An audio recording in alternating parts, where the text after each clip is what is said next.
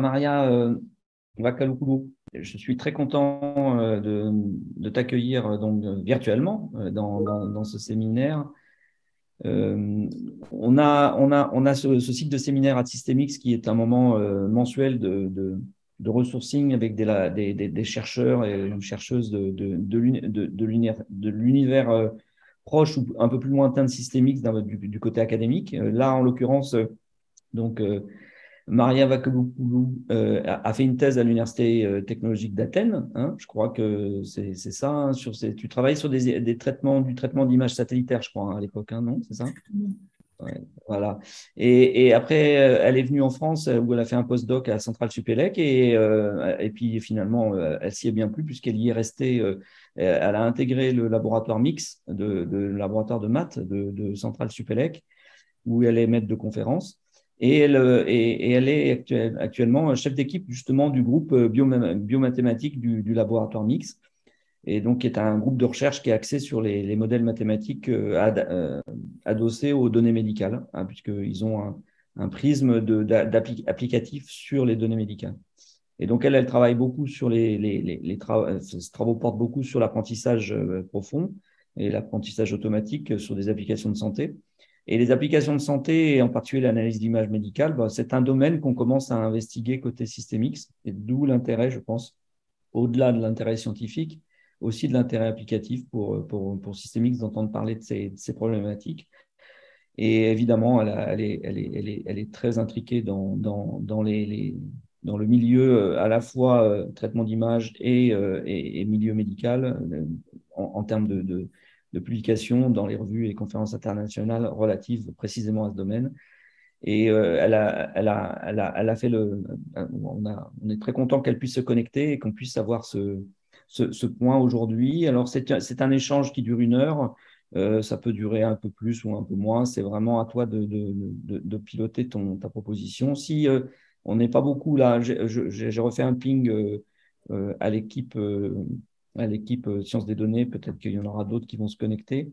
En tout cas, n'hésite pas, si tu préfères qu'on te pose des questions à la fin ou au début, n'hésite pas à le faire comme tu le souhaites. Je sais que Maria va faire sa présentation en anglais, mais vous pourrez à la fin poser vos questions en anglais ou en français comme vous le souhaitez.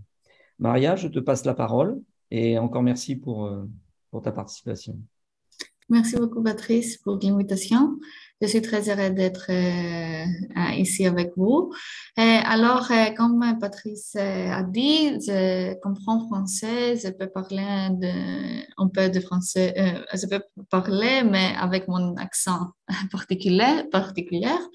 Mais on va faire la présentation en anglais.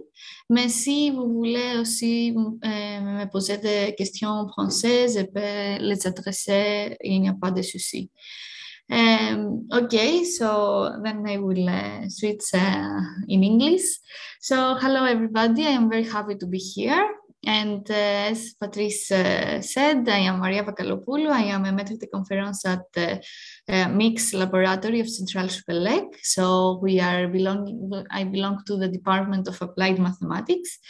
And I am actually, what I will talk to you today is about our research on artificial intelligence in digital pathology.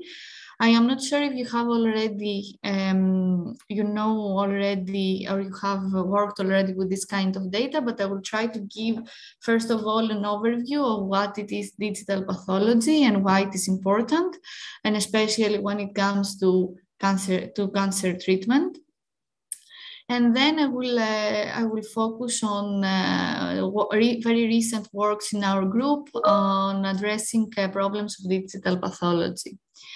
So more or less some things about myself that Patrice already said. I did my undergraduate, I am an engineer by diploma. So I did my undergraduate studies in National Technical University of Athens in Greece, where actually I obtained also there my PhD. And my PhD was mainly on, the topic was on Earth observation and computer science. So I was developing algorithms to analyze satellite images.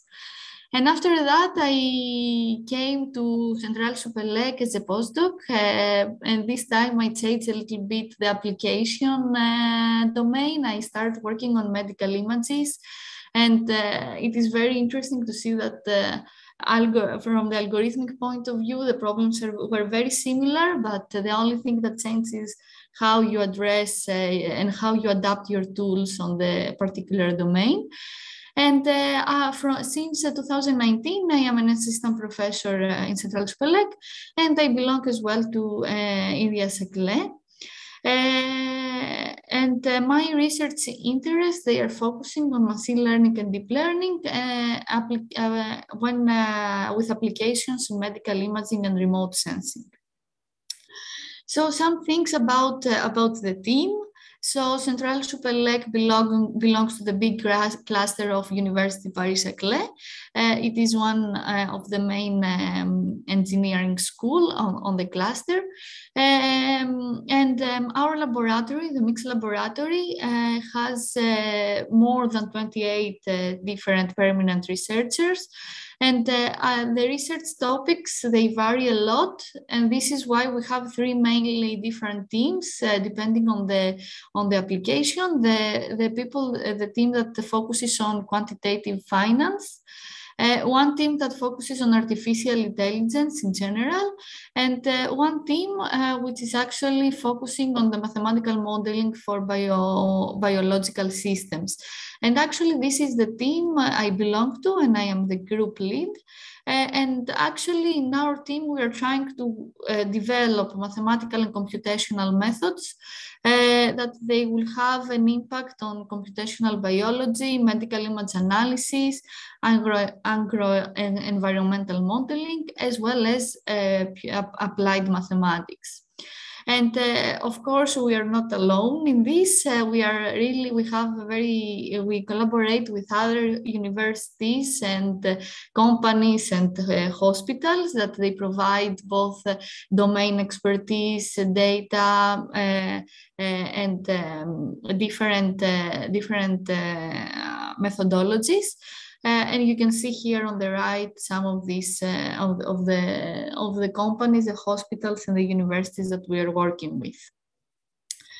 And here comes my motivation slide. Since my main research topics, they are focusing on how we can develop artificial intelligence tools for precision medicine. And what is precision medicine is actually the methods that they are trying to identify different phenotypes of patients in order somehow to identify how and find out how the different treatments are working, or have some kind of modeling which could capture the progression or the diagnosis of the patients. And now with all this in this AI area, artificial intelligence plays a very important role, since we see more and more in works that they highlight their impact on all these different types of topics. And you can see here some of works and some covers from very high impact journals that they indicate how artificial intelligence can also be applied on the specific domain in order somehow to create, since now we have all these large data sets, in order to create some better understanding of the human health and general disease. However, when it comes to the medical domain, we deal with some kind of challenges when we want to apply artificial intelligence algorithms. It's not as easy as, for example, in computer vision or in natural language processing domains. And here I summarize some of these challenges that we have to overcome. The first and one of the main challenges we have is that we have limited amount of annotated data sets with and even if we have these data sets, they can be really imbalanced in terms of samples. We can have very few samples depicting specific anomalies. And even if we have these samples, we can have very big variations between doctors on the annotations on how what these samples represent. And all these variations, they can come not only on the ground truth annotation and the information that comes from the experts, but also from the imaging part, where here we can have modalities that they have very different appearance depending on the protocol that they use in the specific domain, in the specific centers, the sensors that they are used, the different parameters for the acquisition, and so on.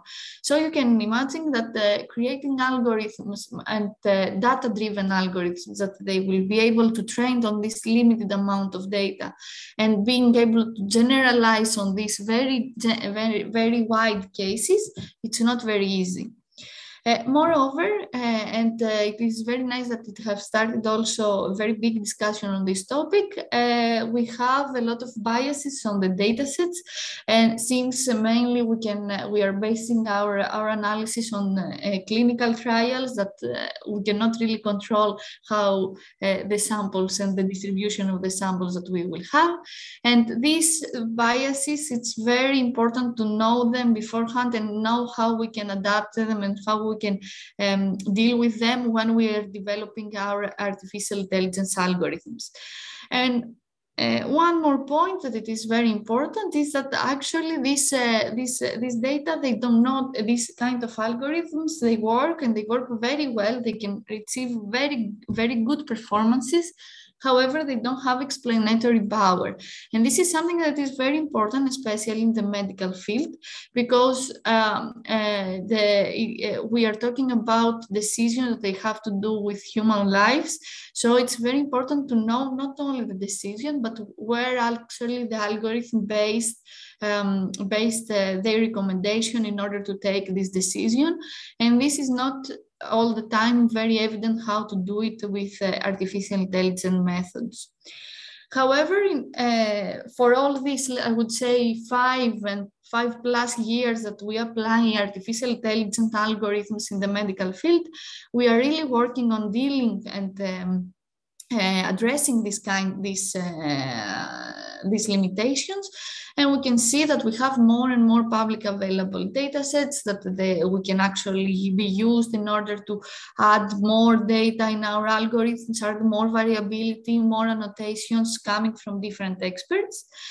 More or less, now that we know also all these problems that we have in terms of data, when we and the data that we will use in order to build our algorithms, we are trying to collect annotations that they come from different experts, cohorts that they come from different centers in order to have all this multi-central analysis and be able to really evaluate the performance of our algorithms.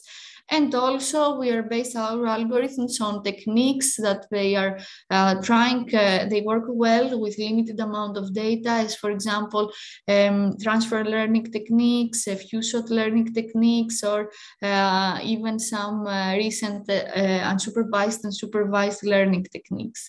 So all of these, they gather a lot the interest of the community. And finally, we are trying also to work on the explainability. We are working on, the community is working on integrating more attention modules into the models in order to know and have indications about the decision in any point, or even try to use some kind of some additional algorithms that they can give us some attentions or some saliency map on where the model with the most important regions that the model is focusing on. And in order to highlight these challenges, and there was a very recent paper in Digital Medicine, which was an opinion paper, and they actually tried to see how these very big models that we have currently, that they are trying to they are trained with text and imaging, and they perform very well, and they have very impressive results when it comes to computer vision and to natural images, how these models behave on the medical domain. So actually what they did is that they took an already trained glide model, which is one of the big models that it has been trained for in a huge data sets with images coming off Wikipedia and that contain both images and captions. And they tried to generate different medical domains. So depending on they took this pre-trained model and they are trying to generate some histology images of the heart, lungs, and so on, some MRI, CTs, and so on. And what they saw is that actually the generations that they obtained, they were not very good, even if medical data that they were already in the data sets that these models they are trained, since they used data coming from Wikipedia. And what they did is that they asked actually different experts and medical doctors to score how realistic is a generated image for the specific caption. And actually, what they saw is that there were domains, as for example, histopathology or scientific posters or scientific illustrations, that they had a very good score in terms of in terms of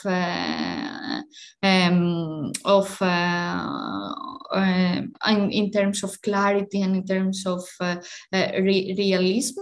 However, there were domains like, for example, the X-ray, MRI, and CTs that the generated images, they were really not very good.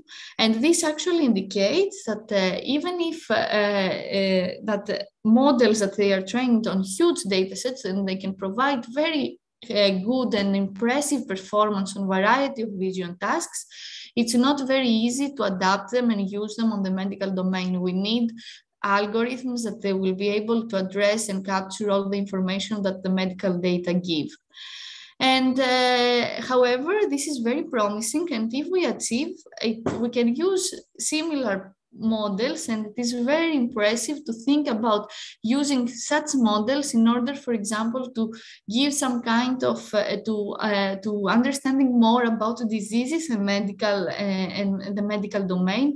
As for example, in a very good model, we could ask questions like, for example, give me a histology image of the patients that benefit from immunotherapy, and then see maybe and discover patterns that maybe they have some kind of information with respect to the treatment, or give me an MRI of a patient that that should be treated with a specific drug, and then again we can discuss and we can have some kind of analysis about characteristics that they are important for the model, and on the same time maybe highlight something that it is medically interesting.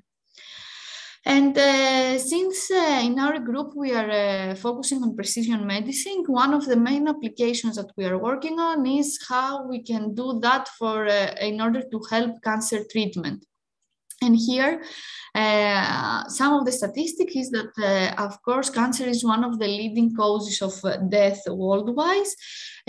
So actually, it is very important to work on creating methods and also give intuitions about things that they can work and how we can help patients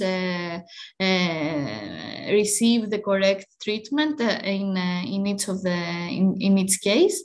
And however, what it is known is that actually cancer is something, as a disease, is very, very complex. And even the fundamental mechanism of cancer is something that we don't really, we are discovering more and more every day. So actually, it is indeed, it is true that we don't have only limitations or only challenges to address when it comes to the computational part, but we have also things that we need to know more on the biology concerning the biology.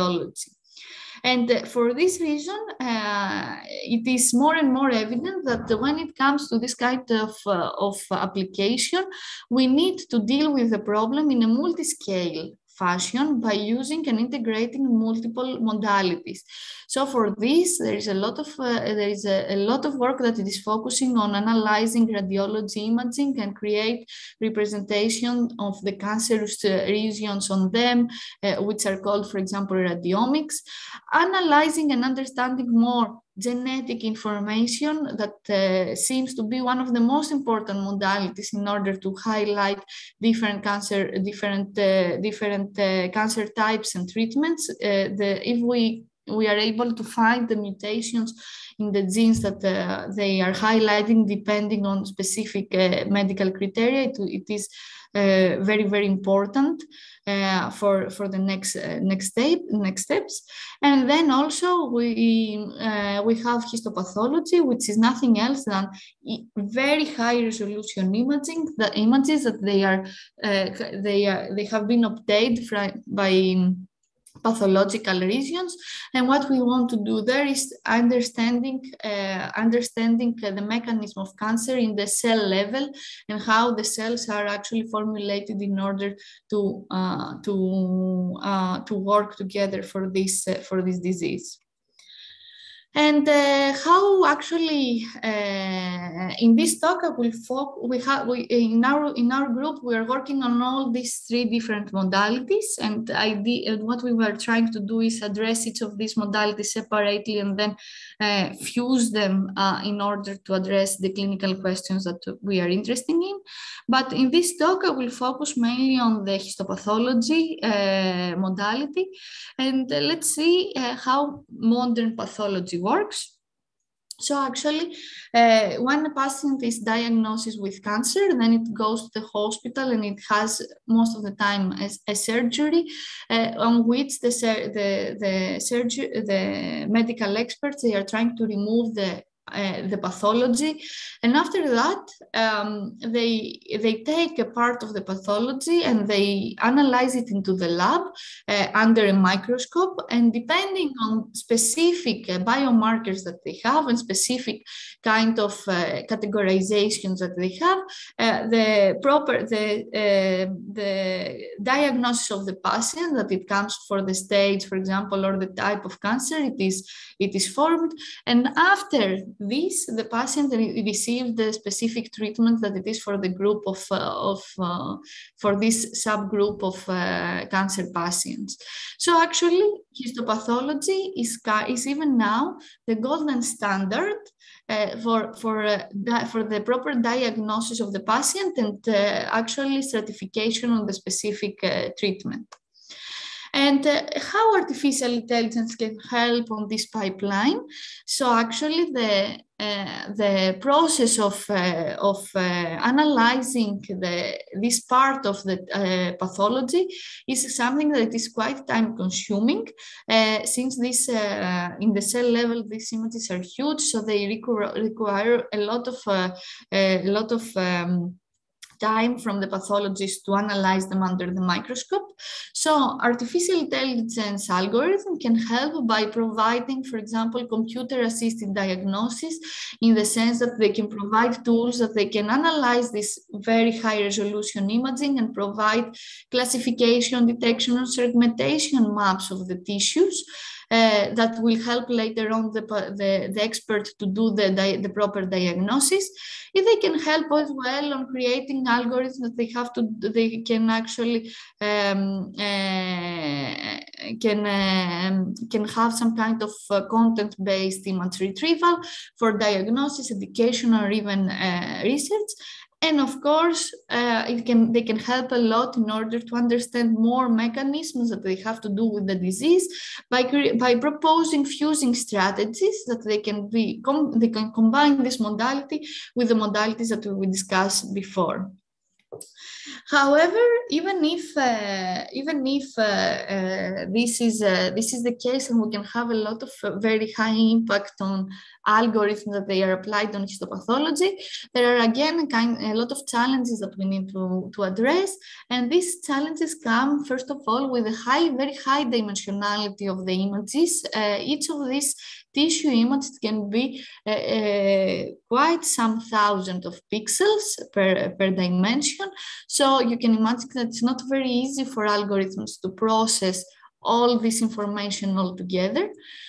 Also, it is very difficult to have annotation in the sense that since the images are so huge, it's very time consuming for experts to go and annotate cells, tumor regions, or any other type of region that they are looking for. So, and even if they do that, since the image is super huge, we can have a lot of inter-observer variability. And also, again, similar to all the challenges that we discussed for the medical domain, we can have very high variability on the acquisition parameters of the biological properties, depending on the organ or the type of the disease. So all of this, they add more difficulty on the training of the algorithms. However, the main pipeline that is used is that actually takes this huge image. It tries to extract the background information in order to reduce a bit the space that we are searching for our solution. And then we just tail-link these regions, smaller patches, which after that we use for the final prediction that we want to make. And how we use these small patches, we are using under a multi-instance learning scene. And let me quickly introduce what multi-instance learning scene is. So actually, in this kind of method, we are trying to train algorithms in the weekly manner, meaning that we know that we have training samples that they contain the label for a specific group of samples, which are called, which in this setting it is called a bug. And in that sense, we don't have actually the labels for each individual instance or sample that belongs into the bag, but we know that all these samples, they have the specific label. So the way that we will train algorithms using this weekly supervised manner, it is called multi-instance learning. And here actually what we are trying to do, and in the standard multi-instance learning assumption, is that if there is one, if a bug or if a set of samples is negative, only and only if it doesn't contain any positive instances, it contains only negative instances, and it is positive if it contains at least one positive instance. And this actually can be, it works well for the standard multi-instance learning scene. However, when it comes to histopathology and the application of this algorithm on the specific kind of data, this assumption can be very restrictive, because what we need is not only to have only one abnormal instance in our bug, but more on them, and especially to base our final decision in more abnormal cases. So on this, this restriction comes like it becomes like a bug is positive if we have a sufficient number of positive instances, or a positive what we are trying to identify is the distribution that the positive and the negative bugs have, and how this can be differentiated during when we are building our model. So in this presentation, after this introduction that I hope it was clear and not too long, I will try to talk about the work that we're doing in our team, and we will talk in two different topics: the classification problems. I will discuss with you one work that we have on classification, and actually two works that we have on classification and two works that we have on segmentation of nuclei using unsupervised setting. So let me start with the classification problems. There was on 2021 one paper in the Nature Biomedical Engineering that proposed actually and standardized the entire multi-instance learning process that I discussed to you, which is called the Clustering Constraint Attention Multi-Instance Learning SIM, and in particular it is called CLAM. And here actually what they did is they actually standardized this pipeline that I discussed with you. They created the framework that it is removing the background of the WSIs, tiling up the entire WSI on small patches, and use deep learning and convolutional neural networks in order to extract features from each of these patches. And then they fuse these patches using different kinds of aggregation functions, as here you can see the Noisior or the log sum exponential term. And using this kind of aggregation functions, they pass the aggregated representation of the whole slide in a classifier that it actually makes the final decision. And in this paper, they did a very good evaluation, and they evaluated this pipeline on different cancers and on different problems. One of them was, for example, to identify different cancer subtypes. And it worked very well. And this is actually, I would say, the main baseline that everybody is using in order to see how good or bad his method is. However, even if multi-instance learning is the way to go on the histopathology, since the entire WSI doesn't really fit in the GPU memory, it has a kind of drawbacks, like, for example, it is quite slow, since we need to create all these small instances from the entire region, which makes the process, which is slow, and in general, this tiling process is quite slow. And also, independently of the speed, we lose also a lot of spatial information between the patches, since inside the bug, we don't take into consideration at all the spatial relations that we have between these different kinds of instances. So actually, this is a quite important problem, because we know that morphology and the spatial distribution of the cancerous or non-cancerous regions is very, very important for the final endpoint that we need to address. And also one more point that it is one more drawback of this kind of methods is that since the entire process is very heavy, usually they are based their features on pre-training networks, making very difficult or even impossible to do an end-to-end training and train as well the features as the classifier. And actually that actually makes the thing less accurate. So in order to address this kind of problems, this year we proposed a new method that it is actually tries to process the entire whole slide in once, maintaining all the spatial resolution that we have. And we did that by using local supervised learning sims in order to fit the entire WSI into the memory. And we proved that we are 7 to 10 times faster than the classical multi-instance learning sims, and we can be also more accurate in terms of performance. So how this is working, this is what we will discuss in this next slide. We are splitting our original network, which we can imagine that it can be any type of, for example, convolutional neural network like a ResNet 34. We are splitting it to different modules, for example, 4, 6, 8 different modules, and we train each of these modules independently. And how we do that, we take the entire WSI and we get the first block of our modules, and then we have one auxiliary model that is trained using the features that they are coming for the specific module and the information that we have from the previous one. And we will see in a while how this auxiliary model is constructed. And after we do that for one model, we release the memory that it has to come, it corresponds to the backpropagation of the specific module.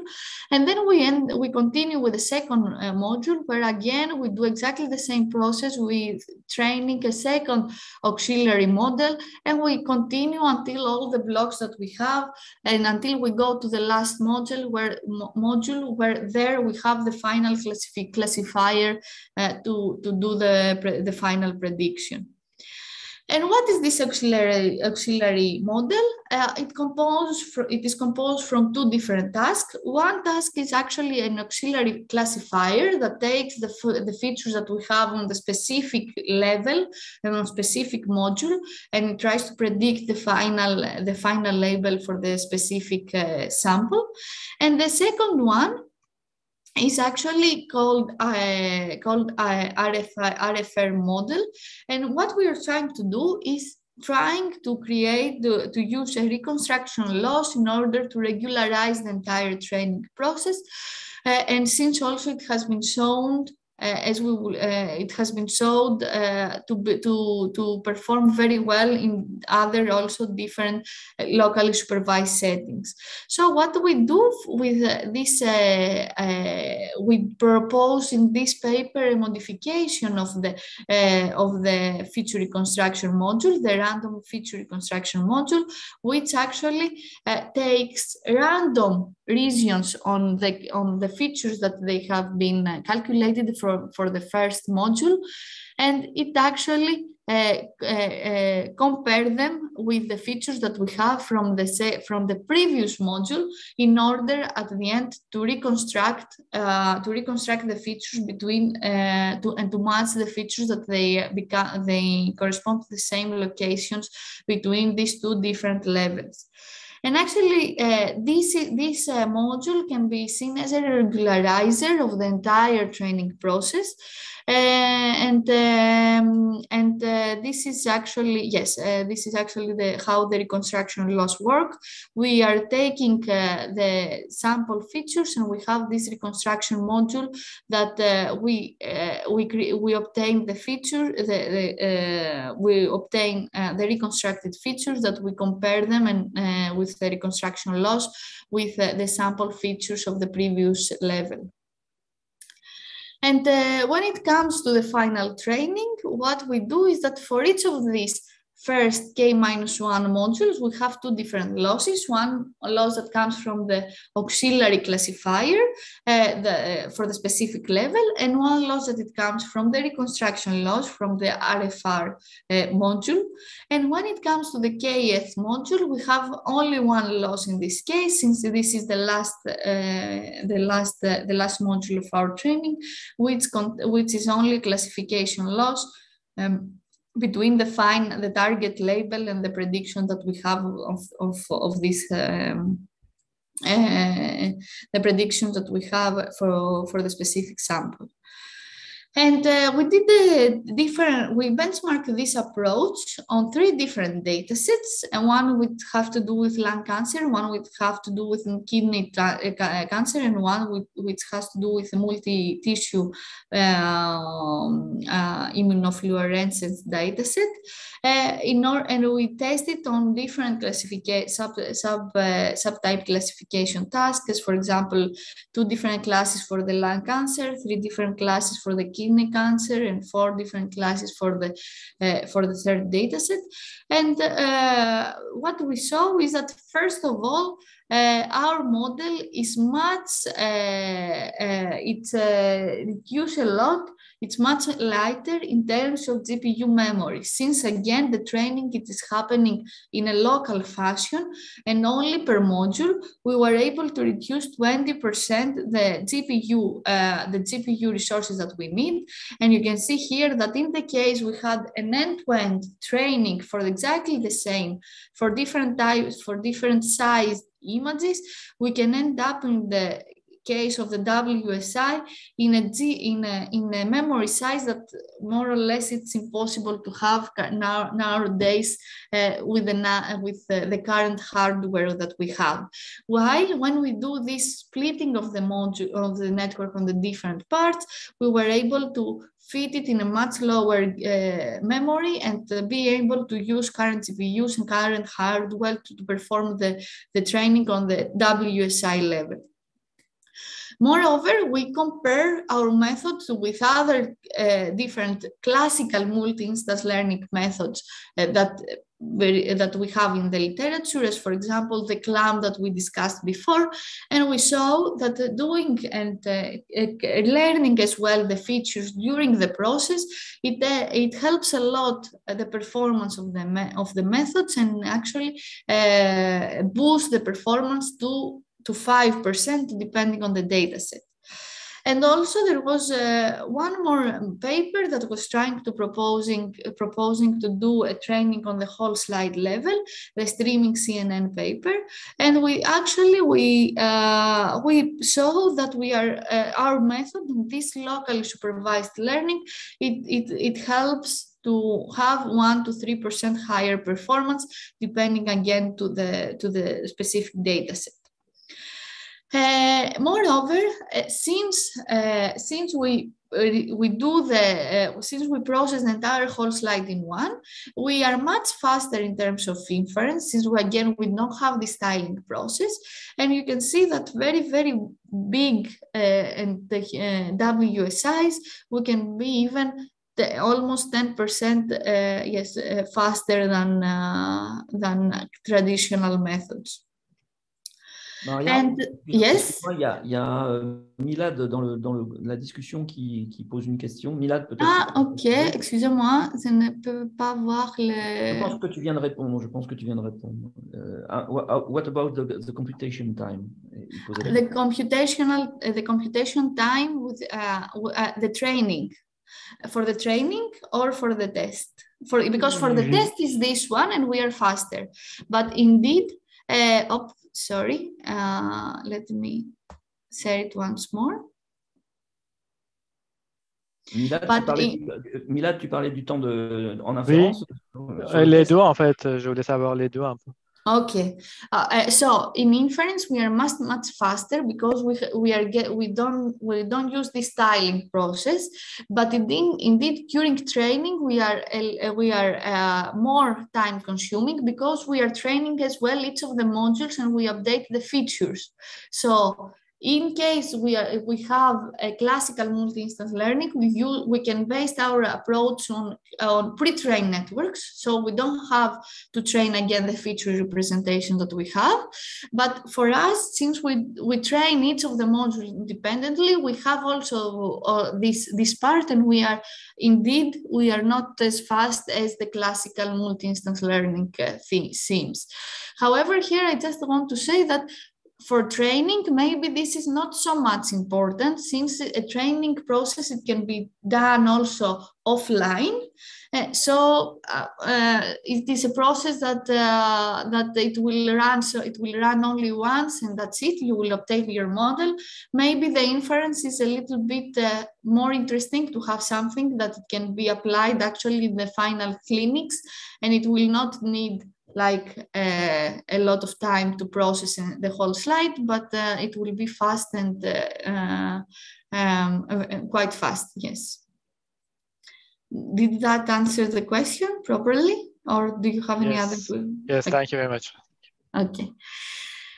Okay, so and one more thing that we did is that actually you can check the paper. We have more tables there and more discussion there. So if you are interested, also you can send me questions, or we can discuss it also more.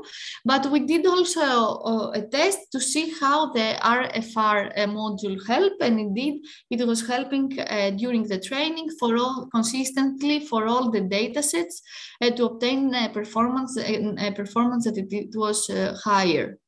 So the random feature representation module was actually,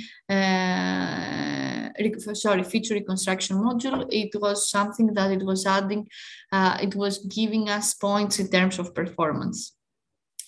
And one more thing that we said is how explanations of the models is very important. So we tried also to visualize the different regions that they were important in, with each of during the training, since we had also some attention modules during the training.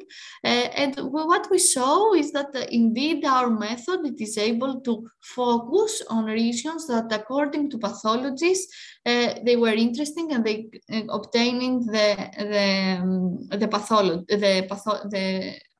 specific pathologies. Of course, we didn't have any metric to evaluate it because we didn't have segmentation maps of this, but for specific samples, as these three different ones that I summarize in this slide, we had attentions that according to the pathologist and the expert was actually highlighting the interesting regions for the specific patches. However, what we discussed until now is that we can take any different type of approach for classification problems in histopathology, either a multi-instance learning one where we have the different tiles and we're trying to represent everything using an aggregation function and features that they are pre-trained, or for example, an alternative, which is actually methods that they are trying to find ways to process the entire whole slide in one. However, one of the things that I highlighted in the beginning is that we have, especially in histopathology, we have a very big variation on the protocols and on the images. As for example, you can see here different histopathology slides that they have been obtained from different sensors, and you can see that the colors vary a lot. So sometimes, even if we have these very good models that they perform very well and we have tested them and we know that indeed they are very good, it is an open question how we can generalize them properly on clinical sites that they have completely different protocols or sensors to represent to capture this kind of data. And this is actually one of the problems that is called domain adaptation or domain generalization, on which we have access to some kind of source domains on which we have labels and data, and what we want to do is create models that they generalize very well on data coming from domains, from other domains that they are not visible during the training process. This is actually called the target domain.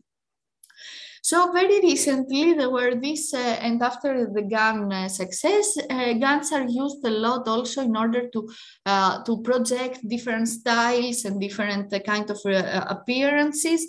And there is a lot of work on this. And there was actually in 2020 a CVPR paper that it is actually, I think it was CVPR. It is called StarGAN V2. And what it proposed a module that it was able to project, to do a multi-source domain adaptation on quite diverse images for natural language, for natural images. So actually our idea was to use it and see how it works also with histopathology data.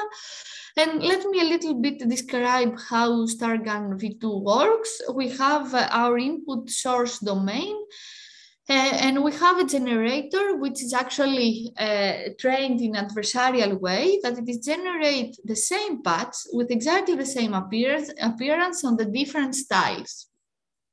And so actually during the training, we obtain this generated image in the different styles, and we have also this kind of we learn as well style encodings that they were able to project every image to these new style images. And for this we can choose two different strategies. One, that the style encoding, it is coming from images, and we learn the representation and the styles of these images, or we can use a latent quoted encoding, where here we just sample randomly from a vector, and we learn these different styles by doing this sampling strategy. And actually, during the training, the StarGAN V2 has four different kinds of losses. One loss is the loss for the adversarial loss in order to train the model in an adversarial way. One loss is the style loss that it tries to maintain the style of the target domain by calculating the difference between the style that we learn and the one that we reconstruct from the image. And one loss that it is trying to enforce diversity on the generated styles. So we are trying to make the generated image of two different styles to be far from each other. And one more, which is a cycle loss, that it tries from using applying one style after the other to maintain the initial source style. So this works very well for the for natural images, and our idea was actually to use it as the test time data augmentation in order to give better models for classification purposes on histopathology. So actually, we were in this paper we proposed to use this image-to-image translation model as a test time data augmentation, and actually and since it is during test time, our method can be also be combined with other domain generalization and domain adaptation methods, and we can explore different kinds of sample strategies to merge this kind of generated images. In particular, what is happening is that during the training, we are training a StarGAN V2 in order to project each of the images on different source domains, and then we also train different classifier C for the specific problem, for the specific classification problem that we want to deal with. And during inference, what we do is that for each of the input, we translate the difference using different styles. We use the different styles that they are produced for the StarGAN V2, and we capture both their classification loss when it comes to when we have all these different projections, as well as the discriminator loss that show us how realistic is actually for the network this translation. And for the ensemble strategies, we tested three different strategies. One naive ensemble, which actually tries to take the mean of the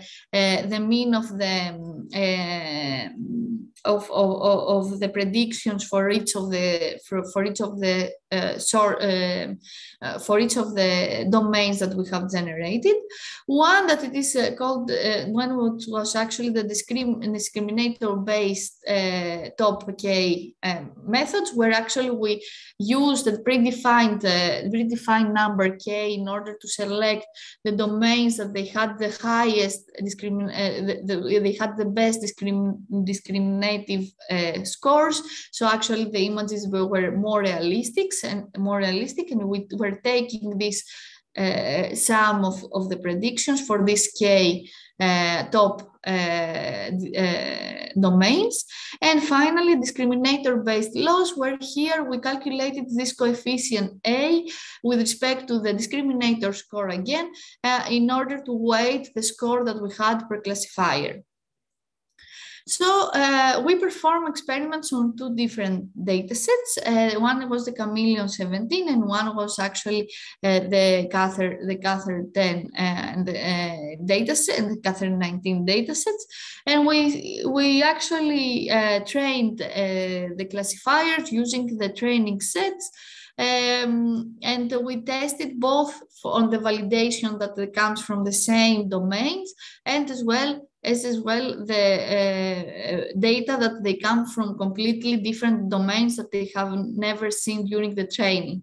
And for example, for the Chameleon wild, these different domains were data from different from different hospitals, while here for the colorectal cancer case, they were actually data coming from the completely different data sets. And what we saw is that our method performs very well and gives some state-of-the-art results on both datasets. And actually, this test time data augmentation, it is very, very interesting, and it can actually helps the model generalize better during when we test the classifiers on unseen domains. From one also conclusion that we had is that was that actually these different ensembles, they didn't really have quite different results in terms of performance, but maybe this is because we didn't have so many domains and so many projections. In case we have more separate and more discriminate domains, maybe the advantages of each of these data augmentation methods of these ensemble methods could be more evident. Actually, one thing also that we did in order to highlight and see if we had how were our representation, we were calculated the Disney representation on the Chameleon 17 dataset. And what you can see here with the different colors are actually the different domains that we had depending on the hospital and the center. And what you can see that in the case of black, that they were actually the data sets that we had, the initial data sets. These data sets, this group of points is a little bit isolated with respect to the rest, which actually shows that maybe the models that they are trained here, maybe they will not be able to generalize well on the other domains. While when we do our method and when we project the same points on all these different domains, you can see that we have a more intermixed representation of the samples independently of the domains. So actually, we can assume that we saw as well that our performance is more general. Our final model is more generalizable. And finally, one of the drawbacks that, however, that we had when we do this is that, especially when we use the StarGAN V2, this is a very huge adversarial network, which actually adds a lot of time during inference, so makes the entire process slower. And this is so in this case we had times that they were much slower than like classical data augmentation methods. However, what we did after the submission of this paper is that we used some lighter versions of the StarGAN V2, and we saw that again we add some complexity into the model. However, not so much different than some classical data augmentation methods that they can be used during test time augmentation. So again, this is something that can be very, very promising for the future. Some conclusions for this part is that, again, when it comes to classification for digital pathology, we used multi-instance learning since they are currently the state of the art, due to all these memory limitations that we have on the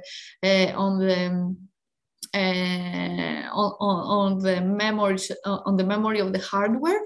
However, I really think that we need to work on proposing models that they can work on the WSI level, since we lose too much information when it comes to the styling of the models. And also we need to think about ways to do some proper augmentation in order to produce models that they are really generalizable for variety of centers and variety of data. And now, Patricia, I don't know, I have more that I can say, but do you want maybe to have some questions, or should I continue? What do you think it is? Il y a une question à thème, pose une question dans le chat. tu peux peut-être. So I'm asking a question regarding the use of generative models, GANs. You know, now since a few months or 1 or 2 years, we are using diffusion models in many tasks to replace GANs. So do you have some perspectives regarding this point? Yes, very nice question. And indeed, diffusion models, they come very, very strong into the game. And I really think that they will be used a lot. However, especially for the test time data augmentation, I would say that it is not a very promising direction now, because actually they are much slower than GANs even today. So even if the star GAN can add a lot of especially if we want to use them during inference, it will add a lot of computational, more computational needs, and that will make the process much slower, which may be something that we don't really want. However, I know as well that the community is really working on creating diffusion models that they will work faster and they will be able to solve the problem. So definitely, I think it's a very good alternative. And in terms also of realism, I think also diffusion models are very good, and even they beat sometimes generative models, so GANs actually. So yeah, definitely. Yeah, just to complete what you said, there are some papers to accelerate diffusions that were accepted in NeurIPS next year. And one particular paper is called 10 steps diffusion models. So the title means that now they were able to converge and in just 10 steps. So there are a lot of works regarding how to speed up diffusion. So you may find what you are looking for, certainly. Yeah, indeed. And actually, we will have one visitor in our lab from next week that he was working also on diffusion models, and he had the NeurIPS accepted this year, next year, which actually was how you can calculate how many steps you need in order to create images that they are realistic. So there are a lot of people working on the domain. I am really sure in less than a year we will have good solutions for all these things. Yes, and just last thing, we have one postdoc who is with us now, and he's working on speeding also diffusion models. So it is a very promising direction. I totally agree. For me, the use of diffusion at least for the application that we are discussing now, it's only because of the speed of the current speed that they have, because maybe we cannot handle slower algorithms, especially when it comes to test time data augmentation. When it comes to maybe training time data augmentation, maybe we don't care so much, but for the test time, it is an important aspect. I would say that even for the star GAN V2, the reviewers were really critical about the additional time that we needed for the prediction of the model. So yes, I am very excited, and please let me know when you have models that they are fast. We would really like to test them. We hope. Thank you very much. Yes, it's possible to have more interaction in a few times, and there is Martin Gonzalez put the one diffusion model paper on the yes. chat. I cannot see now the chat. I am really sorry for this. Yeah, and by the way, we will organize a workshop on diffusion models in January, I hope, beginning January. Please let us know, because we have also students here working on nice, this. very nice. So we would like to definitely. We don't forget to invite you. Yes, thank you. Have you finished your presentation? Or? I have more to say, but if you have questions, I can. I mean, the rest is on segmentation, so I have two more works that I can present you. But I don't know if, for example, I can see Faisal has the hand on, so yes. maybe I can take some questions. Yeah, thank you again for this excellent talk, Maria, and very rich. I have a question for the applied part. Did you work on DECT images? Sorry, if I work with dual energy computed tomography images. Yes. Okay. Okay.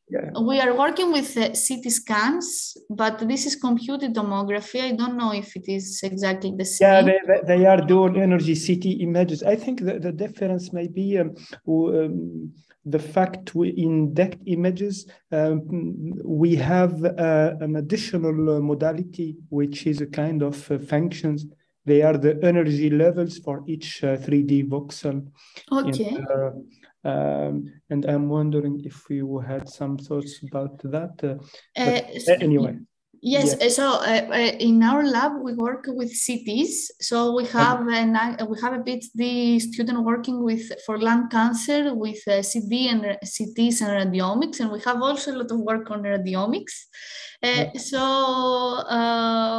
Yes, but with this energy-based CT, I have to say I haven't really worked with.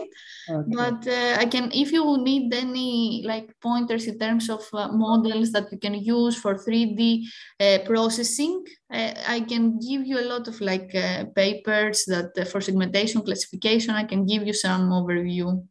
Okay, excellent. Thank you. We had I worked with people with radiologists from McGill, and they had this problem. And from my side, I gave them some idea for the statistical part. And my question was at which point, at which level you think that clustering techniques can, for example, help.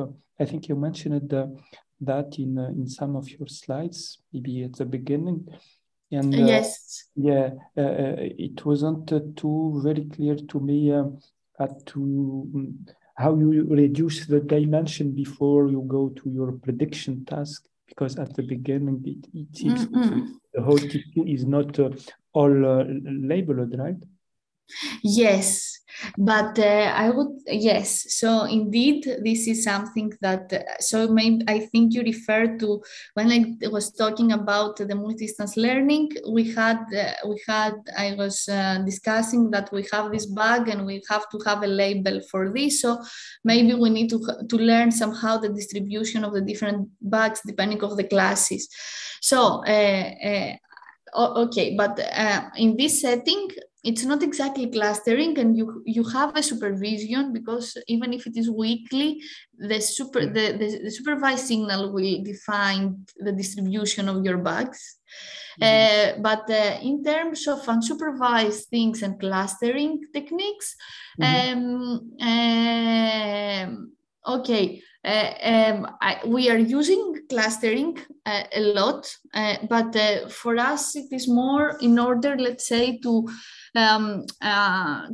find different kind of regions or different kind of patterns that they are similar, and maybe help, for example, doctors later on interpret our results, or help sample data for the training of the models in order to, to enforce them to be different, not to take exactly the same information that is really redundant and belongs to only one type of information. So, when it comes to clustering, we are working on unsupervised things, and this was a little bit the second part of the slides, but we are working on how we can train deep learning models in an unsupervised way. So it's not exactly clustering, but again, we are trying to find ways that we will build models that they will not have to deal with labels, since labels are very expensive in our field and we cannot really reach them all the time.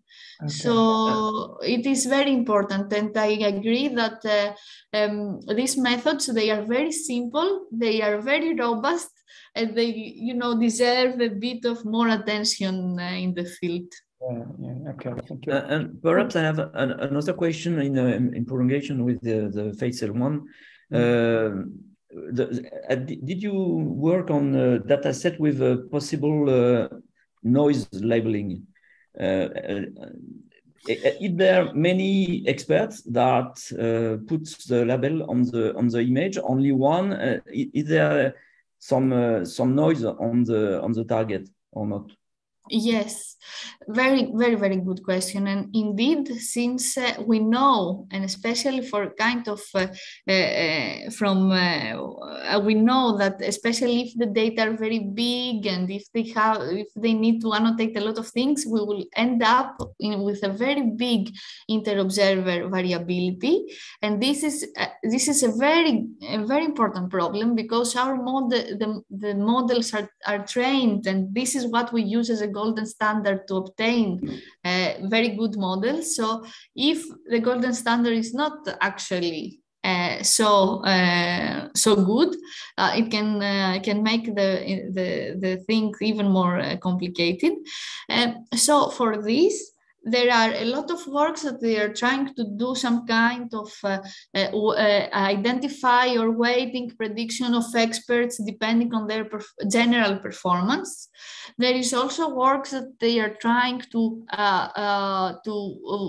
use all of them and try to validate how much is the error depending on the expert. There are works that instead of taking the annotation for each expert, they take, for example, the mean of the segmentation, or the mean of the value of the labels that of the experts that they are involved in the annotation process. So I don't think I can say that there is a standard way to deal with this, but definitely it is something that the community knows, and it is very, very important, because the way that you will integrate this variability, it will affect the performance of your model later on. So, for example, for us, we have a project on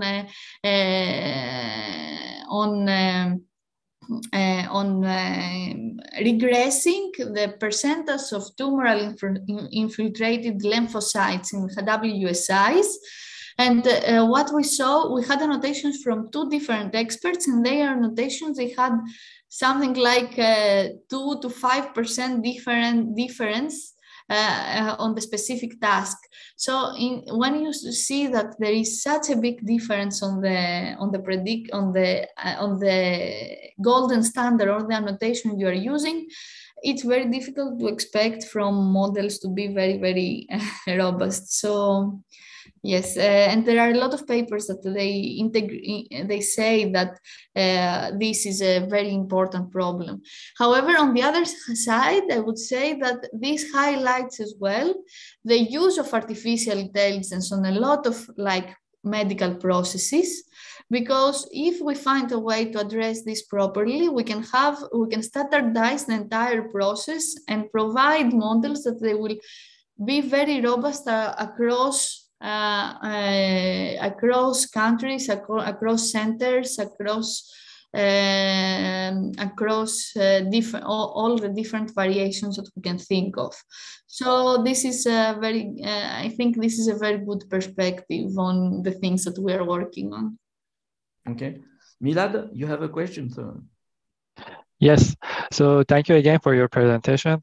I had a last question about the source of data. So I know in the medical science, I think the heterogeneity of the sources of data is very important. So you have the images, but in parallel, maybe there are questionnaires from the patients or another sources of data. So I'm wondering if you have worked with heterogeneous source of data in your current work, or? Yes, and this is a topic that we are really work on currently. So we had a paper on 2020 on how we can actually integrate imaging imaging data together with clinical data that we have for free, and we can actually use them. And sometimes even the doctors, they base their decision for a lot on some kind of clinical and biological indicators, like, for example, the age, the sex, and so on. So for this, we used the mixture of expert model, which was able to, let's say, learn the coefficient per modality during the training and give an ensemble at the end from all these different modalities that we have, that it will address better the specific problem. So together with the model and together with the representation or all the different features that we were learning also the contribution of each of the modalities to the final endpoint and to the final model. Moreover, we have also a student working on how we can integrate imaging with genetic information, because both these two different modalities, they are super huge, and how we can represent them properly, how we can fuse them. Yes, for that also we use some graph CNNs to represent images. So yes, the multimodality is a very important problem. And it is an open issue, I think. Yes, sure. Thank you. But now with also this, text to imaging and so on, I think there are a lot of opportunities. I mean, depending on the domain, because for the medical, again, we don't have so many data maybe to train such huge models. We need to work on how we can adapt them in practice. But if you have, for example, reports, maybe it's an interesting thing to try. I don't know. If you have any publication or something around, let us know. Yes. We are interested. I was in Singapore. I was following Mikai this year because we had some papers in the conference, and there was actually one oral that was trying to generate images from reports. I will try to find this and maybe send it to you, but please send me an email to reply to you. Yes, sure. I have your mail. Je me suis permis de partager ton adresse mail, Maria.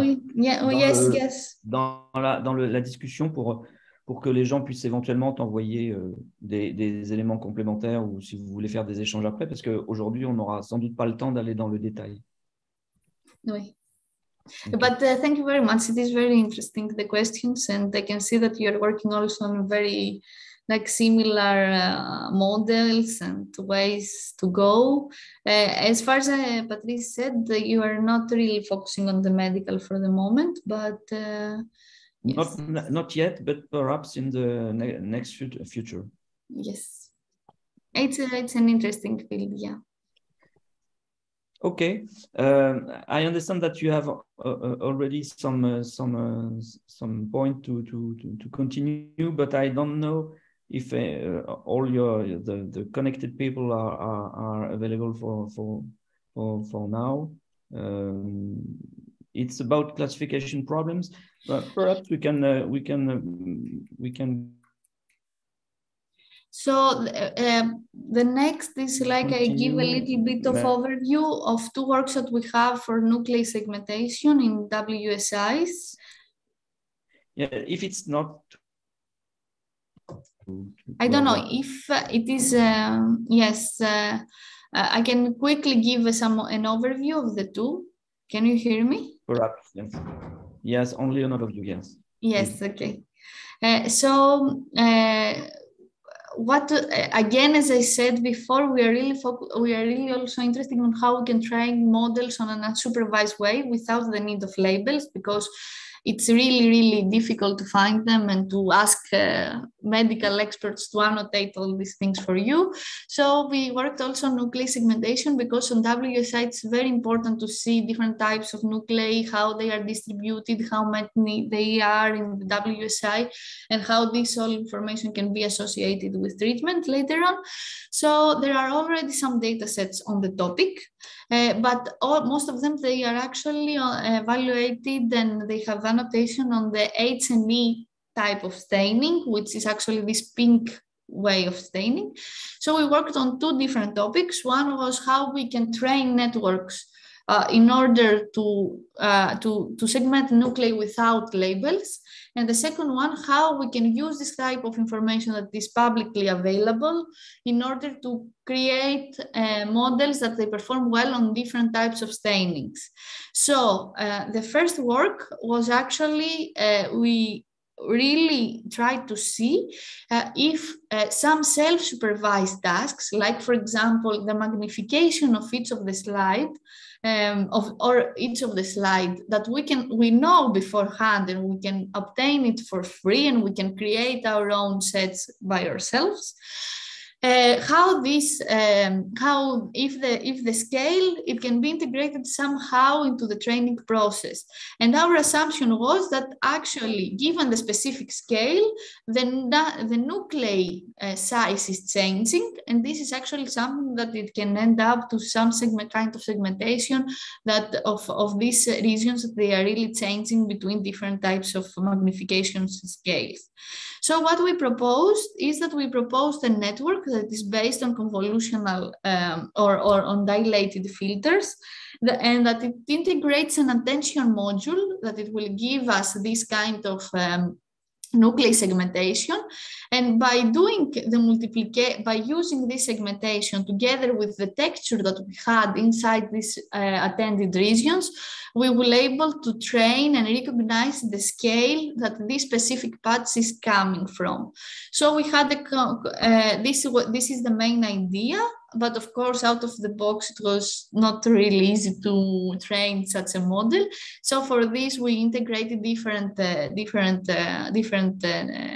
parts, and you can actually check the publication to see, and we have some regularization losses, some consistency losses, and so on. And we saw that we were able, with all these different kind of additional terms that we were proposing, to get segmentations that they were really focusing on the nuclei without really having any type of segmentation, any type of label. We were just using the specific scale for training, the specific scale that each of the tiles belongs to. And however, the second work that I wanted to discuss with you is actually a work that it has been published this year, again to Mikai. And here the idea was that since we have all these public available data sets, that they can give annotations for a specific type of staining, this H&E staining, how we can use them in order to generalize them on other kinds of staining, as for example, the immunohistochemistry staining, which is one of the main staining that is used for the diagnosis and to help actually pathologists on the annotation and extraction of biomarkers. So for this, we used three different IHC datasets that they contain ground truth information, and we used them only for testing of our method. And what we did is that we proposed this theme that you can see here in the slide, on which we had our IHC database, which contains all these different types of data on the IHC staining. And we trained in an adversarial way a GAN to produce actually the segmentation maps in such a way to match actually the annotation or segmentations that we had, and they were online and for free on the internet.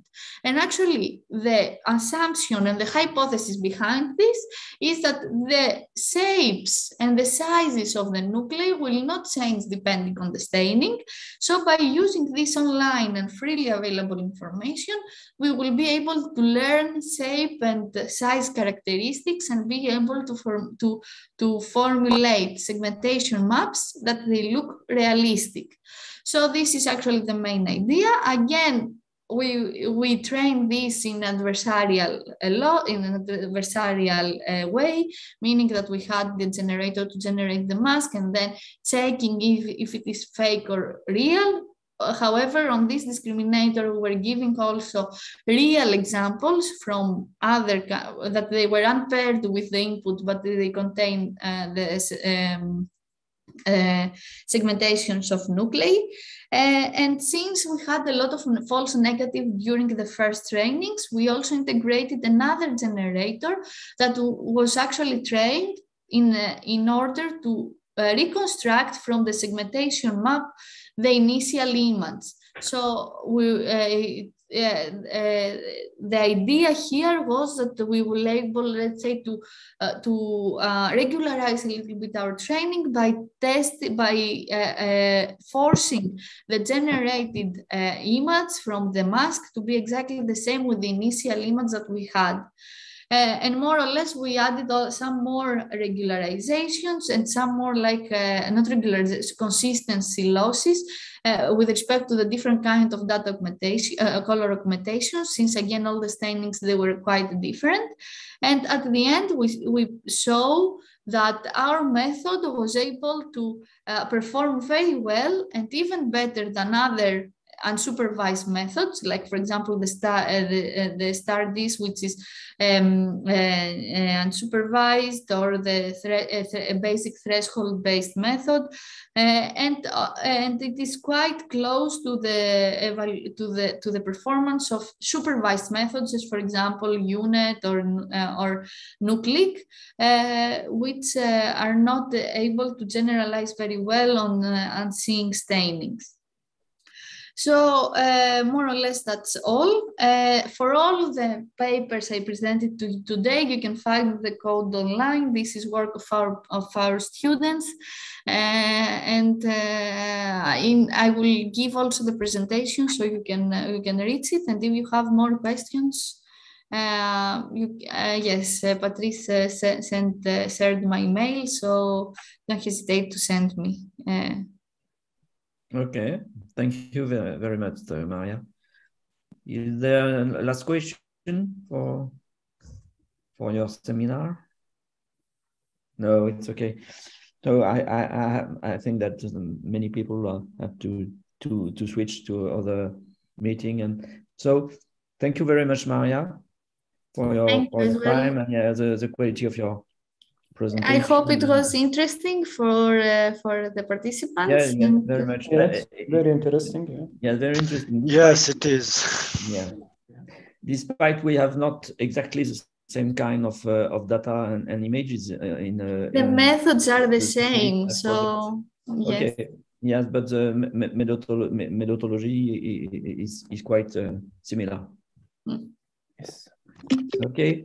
Thank you very much, Maya, and see you soon. Thank you very much. Thank bye you. bye. Bye bye. Goodbye.